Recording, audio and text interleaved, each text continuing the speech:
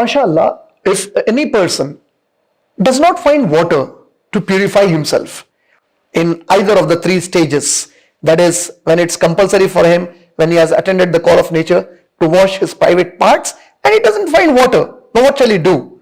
So the beloved Prophet ﷺ has taught us to use anything by which the droplets of urine can be dried. For example, a brick.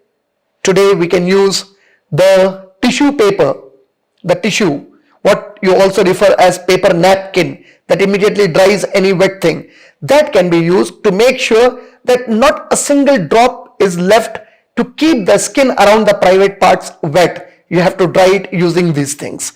And after that, can I make salah? Because already there was no water. Now I cannot make wuzu. What shall I do now? So something called Tayyamum has been taught in the Quran in Surah Ma'idah, Surah number 5, ayat number 6. What is Tayyamum? Tayyamum is an Arabic word which can be translated for our convenience in English as dry ablution.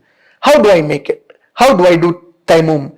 So on a natural surface like the ground, you will hit your hand.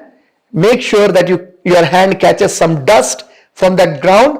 After that, just rub your hands off, and then simple, rub these hands till the wrists, and the same hands just rub them on the face, and your tayammum is done, mashallah. And then just it is as if you have completed the stage of ablution, the second stage of ablution, and you can perform your salah after that. This is but only when absolutely there is no way of finding water.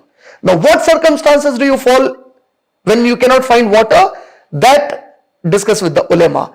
But when you don't have water, when you absolutely cannot use water for any reason, medical reason or otherwise, when water absolutely cannot be used by you, then this is the option. Otherwise, you will have to use water.